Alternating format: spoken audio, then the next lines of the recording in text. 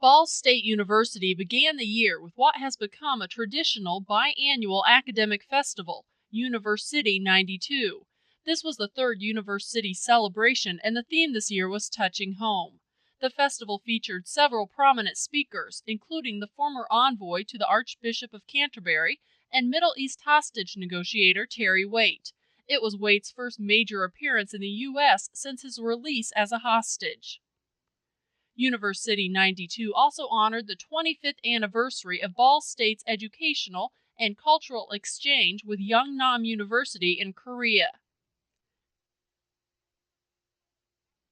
As part of a major effort to improve residence hall life, dining services, and the student center, there were several physical changes to the campus. One of the most anticipated was the opening of the new Student Center food court, appropriately named Cardinal Crossing. Visitors enjoyed a newly remodeled dining area and had a wide variety of popular foods to choose from, ranging from pizza and tacos to hamburgers, donuts, and ice cream. Another eatery opened across campus called Out of Bounds Sports Bar and Grill. Visitors can enjoy non-alcoholic drinks while watching one of the many television screens located throughout the restaurant. Getting around the 955-acre campus became easier in '92 with the addition of the new shuttle buses. The buses operate on two different campus routes and are heavily used, especially in bad weather. A famous face and voice joined the Ball State faculty during the year. A former Vietnam and White House reporter and former news anchor for ABC's Good Morning America, Steve Bell, was named to the Ed and Virginia Ball Chair in Telecommunications. Bell brings with him more than 30 years of news experience in the telecommunications classroom. Other stars shined at Ball State last fall. Motion picture and television comedian Sinbad's performance was the first non-athletic event held in the university arena since its opening in January of 1992. Singer Bryan Adams also rocked University Arena with his internationally famous songs.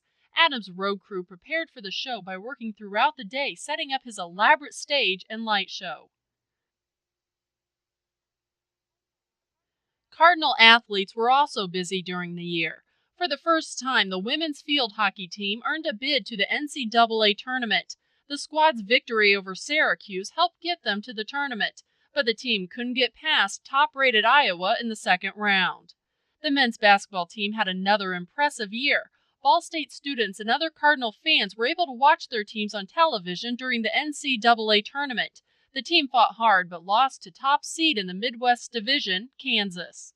Football coach Paul Shudell is used to giving orders, but a recent camp had him taking orders.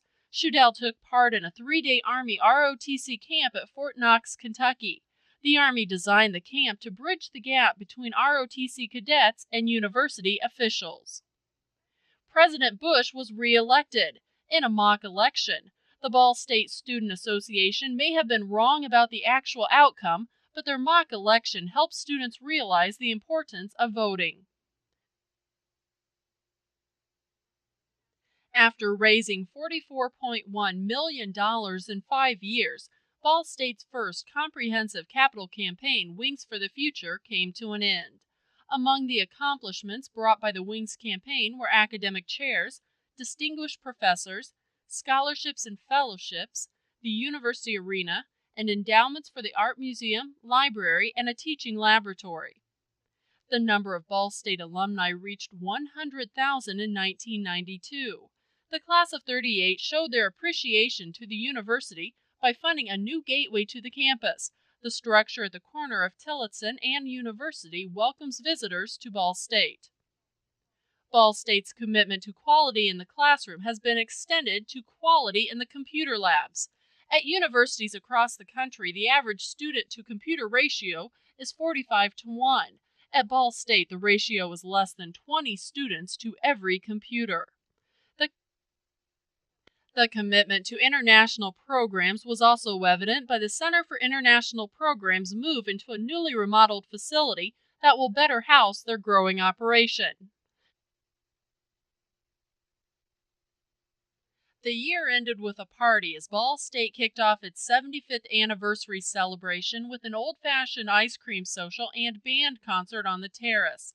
The year-long anniversary marks a turning point in the life of the university.